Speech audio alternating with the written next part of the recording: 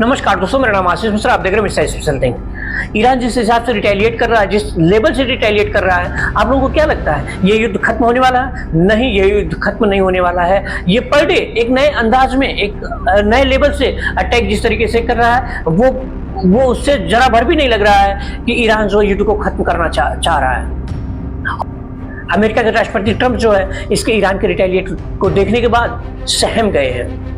वो कहीं ना कहीं वो भी सोच रहे हैं कि अब समझौता कर लिया जाए। उन्होंने समझौता करने के लिए 15 शर्तें रखी है ईरान के सामने, और उन शर्तों को पहुंचाने वाला इंटरनेशनल डाकिया इस समय पाकिस्तान हुआ है। तो पाकिस्तानी संदेशों को लेकर जाता है, लेकिन IRGC और ईरान इस चीज को, इस शर्तों को ठुकरा देती है, वापस कर देती है। और ईरान अपनी 5 शर्तों को रखा है उसके सामने कि आप इन 5 शर्तों को मान जाइए और हम उसी दिन युद्ध विराम कर देंगे, सीज फायर कर देंगे। आपके शर्तों पे सीज फायर नहीं होगा, हमारी शर्तों पे सीज फायर होगा। वो 15 शर्तों में, वो 5 शर्तों में, जो ईरान की जो 5 शर्तें हैं, उनमें 2 शर्तें मानना इम्पॉसिबल की कैटेगरी का है, बहुत मुश्किल है मानना। सबसे पहली शर्त जो सबसे स्ट्रांग है कि हमारे देश में जो भी नुकसान हुआ है उसकी पूर्ण रूप से भरपाई करना, उसकी गारंटी लेना, उसका मुआवजा देना। पहली ये मुश्किल है। दूसरी शर्त है स्टेट ऑफ हॉर्मुज पे हमारा इंटरनेशनल कानून के तहत हमें उसको मान्यता मिले, हमें उस पर पूर्ण अधिकार मिले। तो ये दोनों शर्तें बहुत मुश्किल। क्यों?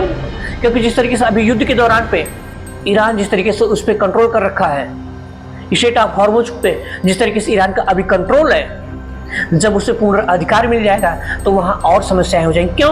क्योंकि वहाँ से एनर्जी, जितनी भी एनर्जी निकलती है, सब वहाँ से पूरी दुनिया में, दुनिया की सप्लाई होती है वहाँ से। तो आज पूरी दुनिया एनर्जी की वजह से परेशान है। जब इस पे पूर्ण अधिकार हो जाएगा तो अपने मनमाने तरीके से वहाँ से टैक्स भी वसूलने की कोशिश करेगा, वहाँ से पैसे लेने की पूरी दुनिया पे अलग अलग तरीके से टैक्स लेने की कोशिश करेगा। वो जहाँ चाहेगा, जिससे चाहेगा उससे उतना टैक्स लेगा। तो आप समझ सकते हैं कि शर्तों को मानना बहुत मुश्किल है।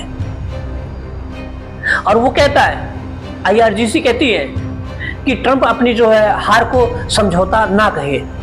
बात लगता है कि कहीं न कहीं ईरान को, कहीं न कहीं ईरान की जो स्टेटमेंट पर डे आ रही है, कुछ ना बहुत स्ट्रांग स्टेटमेंट आ रही है, चाहे IRGC की स्टेटमेंट आ रही है, चाहे ईरान के किसी सीनियर ऑफिसर्स की स्टेटमेंट आ रही है, चाहे सीनियर लीडर्स की स्टेटमेंट आ रही है, वो बड़ा स्ट्रांग स्टेटमेंट आ रही है। उसे सुनने के बाद अमेरिका सर में से झुक जाएगा और सर में से मर जाएगा, और उसके बाद पूरी दुनिया में उसकी छवि 0 हो जाएगी।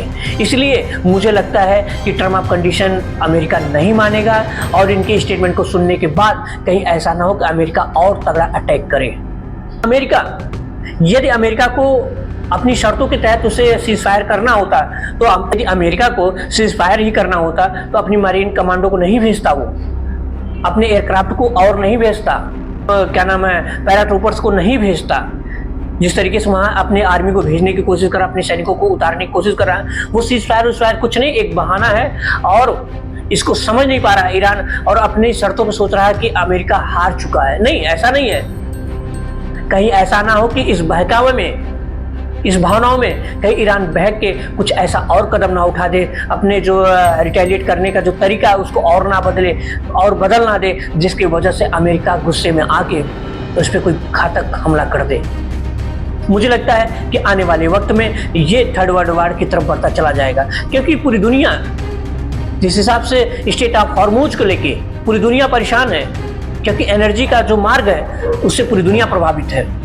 अगर एनर्जी का मार्ग प्रभावित नहीं होता, अगर एनर्जी की कोई बात नहीं होती वहां से, तो मुझे लगता है कि युद्ध पे कोई स्टेटमेंट अपना देता नहीं, युद्ध चलता रहता। उस पर पूरी दुनिया के किसी भी देश का स्टेटमेंट नहीं आता, किसी भी टाइप का स्टेटमेंट नहीं आता। लेकिन वहाँ से पूरी दुनिया की सप्लाई होती है एनर्जी की, जिसकी वजह से ऐसा ना पूरी दुनिया इकट्ठा हो जाए ईरान के खिलाफ, और ईरान को बहुत बड़ा युद्ध का सामना करना पड़ जाए। तो जिसकी वजह से मुझे लगता है कि आने वाले वक्त में ईरान के ऊपर बहुत तगड़ा अटैक कर सकता है अमेरिका।